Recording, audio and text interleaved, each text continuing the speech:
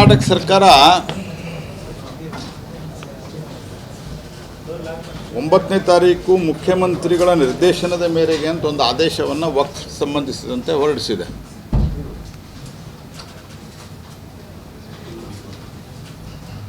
ಸದರಿ ವಿಷಯಕ್ಕೆ ಸಂಬಂಧಿಸಿದಂತೆ ಮ್ಯುಟೇಷನ್ ಮಾಡಲು ಯಾವುದೇ ಕಚೇರಿ ಅಥವಾ ಯಾವುದೇ ಪ್ರಾಧಿಕಾರದಿಂದ ನೀಡಲಾದ ನಿರ್ದೇಶನಗಳನ್ನು ತಕ್ಷಣದಿಂದಲೇ ಹಿಂಪಡೆಯುವುದು ಹಾಗೂ ಮ್ಯುಟೇಷನ್ ಪ್ರಕ್ರಿಯೆಯನ್ನು ಕೂಡಲೇ ಸ್ಥಗಿತಗೊಳಿಸುವುದು, ಈ ಕುರಿತು ನೀಡಲಾದ ಎಲ್ಲ ನೋಟಿಸ್ಗಳನ್ನು ಹಿಂಪಡೆಯುವುದು, ಸದರಿ ಜಮೀನುಗಳಲ್ಲಿ ವ್ಯವಸಾಯ ಮಾಡುತ್ತಿರುವ ರೈತರ ವಿರುದ್ಧ ಯಾವುದೇ ಕ್ರಮವನ್ನು ಜರುಗಿಸತಕ್ಕದ್ದಲ್ಲ ಅಂತ ಕಳಿಸಿ ಜನರಿಗೆ ಕಣ್ಣೊರೆಸುವ ತಂತ್ರವನ್ನು ಮಾಡಿದ್ದಾರೆ. It is nothing but just eyewash. ಮೊದಲನೇದ್ದು, ಇನ್ನು ಮುಂದೆ ಯಾವುದೇ ಕಾರಣಕ್ಕೂ ನೋಟಿಸ್ ಕೊಡೋದಿಲ್ಲ ಅನ್ನೋದು ಸ್ಪಷ್ಟಪಡಿಸಿಲ್ಲ. That is one point. ಎರಡನೇದ್ದು, ಈ 2-3 ತಿಂಗಳಲ್ಲಿ ಮತ್ತು 4-5-6 ವರ್ಷಗಳಿಂದ ಯಾವುದೇ ಮತ್ತು ವಿಶೇಷವಾಗಿ ಈ 2-3 ತಿಂಗಳಲ್ಲಿ ನೋಟಿಸ್ಗಳನ್ನು ಕೊಟ್ಟು ಈಗಾಗಲೇ ವಶಪಡಿಸಿಕೊಂಡಿರುವಂಥ ಲ್ಯಾಂಡ್ ಏನಿದೆ, ಪ್ರಾಪರ್ಟಿ, ಇವುಗಳ ಬಗ್ಗೆ ಇದನ್ನು ತೆಗೆದು ಹಾಕಬೇಕು ಅಂತ ಎಲ್ಲಿಯೂ ಹೇಳಿಲ್ಲ. ಈ 9-11 ಸಂದರ್ಭದಲ್ಲಿ ಯಾವುದು ಪ್ರಾಪರ್ಟಿ ರೆಕಾರ್ಡ್ದಲ್ಲಿ ಎಂಟ್ರಿ ಆಗಿಲ್ಲ, ಬರೀ ನೋಟಿಸ್ ಕೊಟ್ಟಿದ್ದಾರೆ.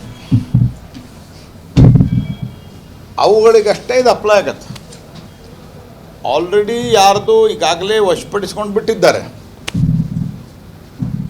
ಅಥವಾ ಪ್ರಾಪರ್ಟಿ ರೆಕಾರ್ಡದಲ್ಲಿ ಅವ್ರದ್ದು ಹೆಸರಿದೆ RTCಯಲ್ಲಿ, ಅವ್ರಿಗೆ ಇದು ಅಪ್ಲೈ ಆಗಲ್ಲ. Doesn't apply. ಅಂದ್ರೆ ಜಮೀರ್ ಅಹ್ಮದ್ ಅನ್ನುವಂಥ ಒಬ್ಬ ಮತಾಂಧ ಇಡೀ ರಾಜ್ಯಾದ್ಯಂತ ಓಡಾಟ ಮಾಡಿ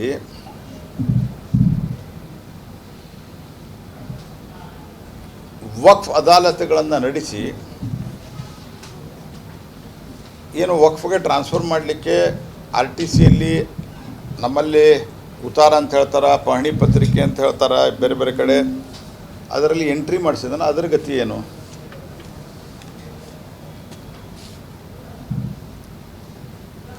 ಇತ್ತೀಚಿನ ದಿವಸಗಳಲ್ಲಿ 31% ಈಗಾಗಲೇ ವಕ್ಫ್ ಆಸ್ತಿ ಜಾಸ್ತಿ ಆಗಿದೆ.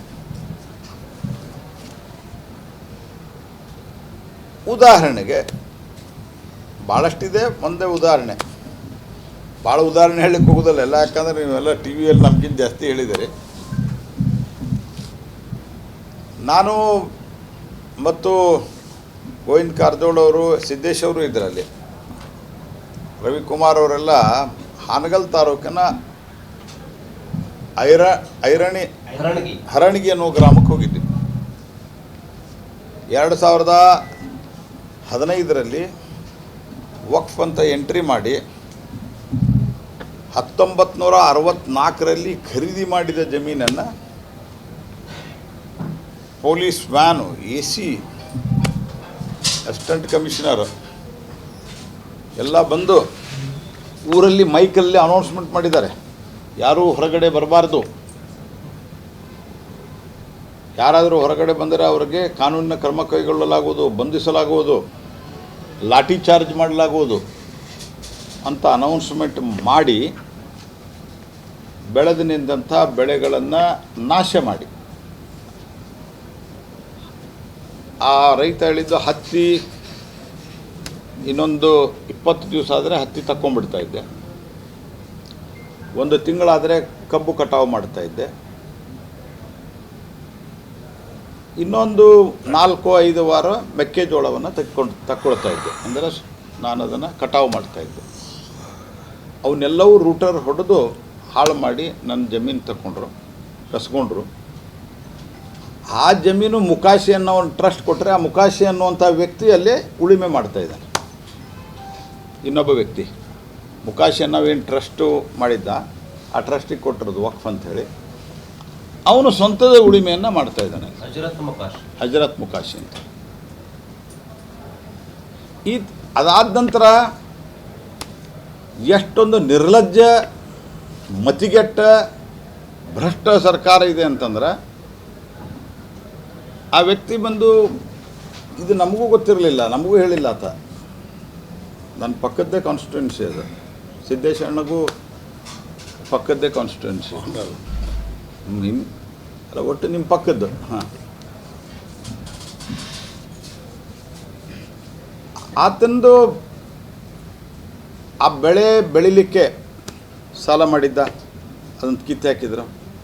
ಅದಾದ ನಂತರ ವಕ್ಫ್ ಟ್ರಿಬ್ಯುನಲ್ಗೆ ಹೋಗ್ಬೇಕು ಅಂತ ಆತನಿಗೆ ಹೇಳಿದರು, ವಕ್ಫ್ ಟ್ರಿಬ್ಯುನಲ್ಗೆ ಹೋದ.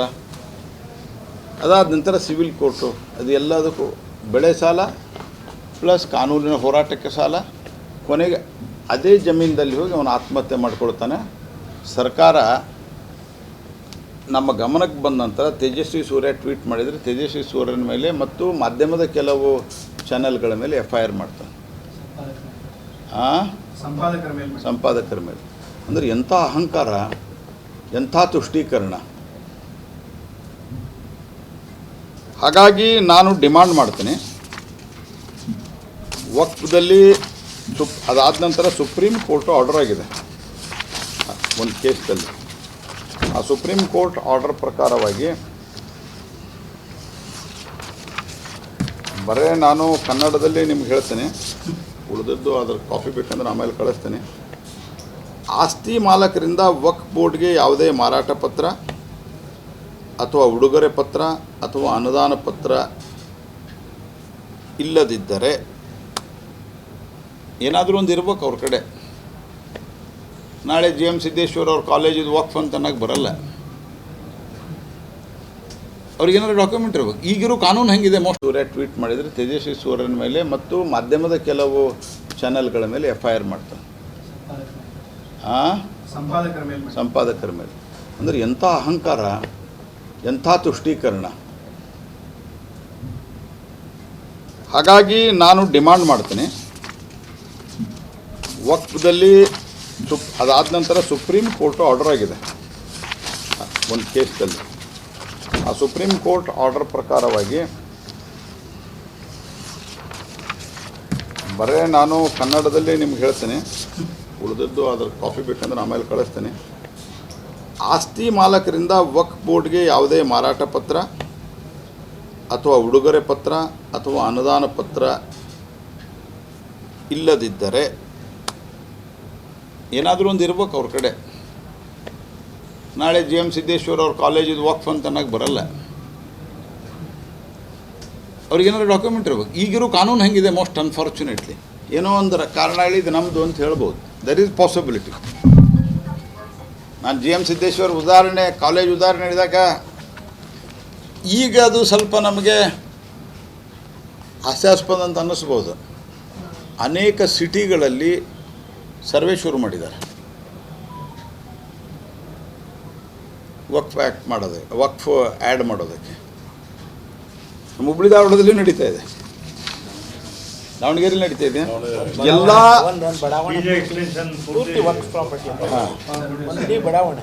ಎಲ್ಲ ಗ್ರಾಮ ಪಂಚಾಯತಿಯವ್ರಿಗೆ ನೋಟಿಸ್ ಹೋಗಿದೆ.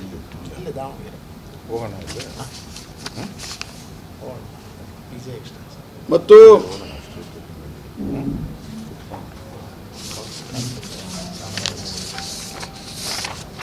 ಇರೋದೇನು, ಸುಪ್ರೀಂ ಕೋರ್ಟ್ ಏನು ಹೇಳಿತ್ತು? Any property whether it is waqf or not is decided through documents. Supreme Court ಹೇಳಿದ್ದು. Supreme Court judgement is clear that mere because of a gazette notification property cannot be made as waqf property. On the basis of mere notification, on the instruction of the minister's office, officers have entered the name in the column number 9 and 11. ನನ್ನ question, ಈ entry ಪಾಪ ಏನೂ ಗೊತ್ತಿರಲಾರ್ದಂಥವ್ರ ಮೇಲೆ entry ಮಾಡಿದಿರಲ್ಲ, ಅವ್ರಿಗೇನು ಹೇಳಿದ್ದಾರೆ ಈಗ? They should go to Waqf tribunal. ಯಾಕ್ರಿ ಇದು? ಸುಪ್ರೀಂ ಕೋರ್ಟ್ ಹೇಳಿದೆ, ಹೈಕೋರ್ಟ್ ಒಂದು ರೀಸೆಂಟ್ ಜಡ್ಜ್ಮೆಂಟದಲ್ಲಿ ಹೇಳಿದೆ, ನೀವು ವಕ್ಫ್ ಅಂತ ಮಾಡಿದ್ದು ಆತನಿಗೆ ಯಾವುದೇ ನೋಟಿಸ್ ಕೊಡಲಾರದೆ ಮಾಡಿದ್ದೀರಿ, ಅದಕ್ಕೆ ನಾವು ನಿಮ್ಗೆ ಈ ಎಲ್ಲ ಎಂಟ್ರಿಗಳನ್ನು ರದ್ದು ಮಾಡಿ, ಅಕಸ್ಮಾತ್ ನಿಮಗೆ ಡಾಕ್ಯುಮೆಂಟ್ ಇದ್ದರೆ ನೀವು ಆತನಿಗೆ ನೋಟಿಸ್ ಕೊಟ್ಟು ಹಿಯರಿಂಗ್ ಮಾಡಿ ನೀವು ಡಿಸಿಷನ್ ತೊಗೊಟ್ರೆ ಅಲ್ಲಿವರೆಗೆ ಇದು ಆಗಬಾರ್ದು ಅಂತ ಹೇಳಿದ್ದಾರೆ. ಇಷ್ಟೆಲ್ಲ ಆದರೂ ಸಹಿತ ಅನೇಕ ಆಸ್ತಿಗಳು ಎಂಟ್ರಿ ಆಗಿದೆ. ನಾವು ತುಷ್ಟೀಕರಣ ರಾಜಕಾರಣ ಅಂತ ಹೇಳಿದರೆ ಕಾಂಗ್ರೆಸ್ದವರು BJPಯವರು ರಾಜಕಾರಣ ಮಾಡ್ತಾರೆ ಅಂತ ಹೇಳ್ತಾರೆ. ಆನಂತರ ಇದನ್ನು ತಪ್ಪು ಸುದ್ದಿಯನ್ನು ಹೇಳ್ತಾ ಇದ್ದಾನೆ. ನಾನು ಹೇಳ್ತಾ ಇದ್ದೇನೆ, ಕಾಂಗ್ರೆಸ್ ಪಾರ್ಟಿಯ ಎಲ್ಲ ಮುಖಂಡರು, ಅದರಾಗೂ ಮಂತ್ರಿಗಳೆಲ್ಲ ಮಂತ್ರಿಗಳು, ಈ ಜಮೀರ್ ಅಹ್ಮದಂತೂ ಮತಾಂಧ ಈತನೇ ಮಾಡ್ತಾ ಇದ್ದಾನೆಲ್ಲ. ಈ ಜಮೀರ್ ಅಹ್ಮದವರ ಹೊರತುಪಡಿಸಾಗಿ ಕಾಂಗ್ರೆಸ್ ಪಾರ್ಟಿಯ ಎಲ್ಲ ಲೀಡರ್ಸು, BJPಯ ಪಾಲಿಟಿಕ್ಸು, ನಾನು ಹೇಳೋದು, ನೀವು ಎಷ್ಟು ದಿವಸ ಮಂತ್ರಿ ಇರ್ತೀರೋ, ನೀವು ಎಷ್ಟು ದಿವಸ MLA ಇರ್ತೀರೋ, ನಾಳೆ ನಿಮ್ಮ ಮಕ್ಕಳ ಮೊಮ್ಮಕ್ಕಳು ಪ್ರಾಪರ್ಟಿನೂ ಹೋಗ್ಬೋದು. ಸ್ವಲ್ಪ ಇದನ್ನಾದರೂ ಅರ್ಥ ಮಾಡಿಕೊಳ್ಳಿ. ಓಟಿನ ಆಸೆಯಲ್ಲಿ ಹಿಂದೆ ಕಾಂಗ್ರೆಸ್ ಪಾರ್ಟಿಯವರು ಬೇಗ ಅಧಿಕಾರ ಅನುಭವಿಸ್ಬೇಕು ಅಂಥೇಳಿ ನೀವು ದೇಶವನ್ನು ಒಡೆದಿದ್ದೀರಿ. ಅದಾದ ನಂತರ ಕಾಶ್ಮೀರಕ್ಕೆ 370 ಆರ್ಟಿಕಲನ್ನು ಕೊಟ್ಟು ಭಯೋತ್ಪಾದಕರಿಗೆ ಒಂದು ರೀತಿಯ ಆಶ್ರಯ ತಾಣವನ್ನಾಗಿ ದೇಶವನ್ನು ನೀವು ಮಾಡಿದಿರಿ. ಈಗ ಕೋಟ್ಯಾಂತರ ಆಸ್ತಿಗಳು ಈ 2013ರ ಕಾನೂನಿನಂತೆ ಯಾರು ಬೇಕಾದರೆ ಯಾವ ಬೇಕಾದರೂ ವಕ್ಫ್ ಪ್ರಾಪರ್ಟಿ ಅಂತ ಮಾಡಿದರೆ ನಾಳೆ ಸಂಪತ್ತು ಯಾಕಂದರೆ ಅಲ್ಟಿಮೇಟ್ಲಿ ಆ ಎಲ್ಲ ಆಸ್ತಿಗಳನ್ನು ಇಷ್ಟು ದೊಡ್ಡ ಪ್ರಮಾಣದಲ್ಲಿ ಆಸ್ತಿ ಜಾಸ್ತಿ ಆದಾಗ ಆಸ್ತಿಗಳನ್ನು ಏನಕ್ಕೇನೋ ಒಂದು ಕಾರಣ ಮಾಡಿ ಕೆಲವರಿಗೆ ಕೊಡ್ತಾರೆ. ಅವರು ಅದನ್ನು ಆ ಕಮ್ಯುನಿಟಿಯವರು ಉಪಯೋಗ ಮಾಡ್ತಾರೆ. ಆ ನಂತರ ಎಲ್ಲ ರೀತಿಯಿಂದ ಇಂಬ್ಯಾಲೆನ್ಸ್ ಶುರುವಾಗುತ್ತೆ. It is a very serious threat to the country. ಇದನ್ನು ನಾನು ಪೊಲಿಟಿಕ್ಸಿಗೆ ಖಂಡಿತ ಹೇಳ್ತಾ ಇಲ್ಲ. ಇಲೆಕ್ಷನ್ನು ನಾಳೆಗೆ ಮುಗಿದು ಹೋಗುತ್ತೆ, by election. But it is too much is what is happening. ಇನ್ನೊಂದು, ಈ ತುಷ್ಟೀಕರಣದ ಪರಾಕಾಷ್ಠೆ ಅಂತಂದ್ರೆ, ಈಗ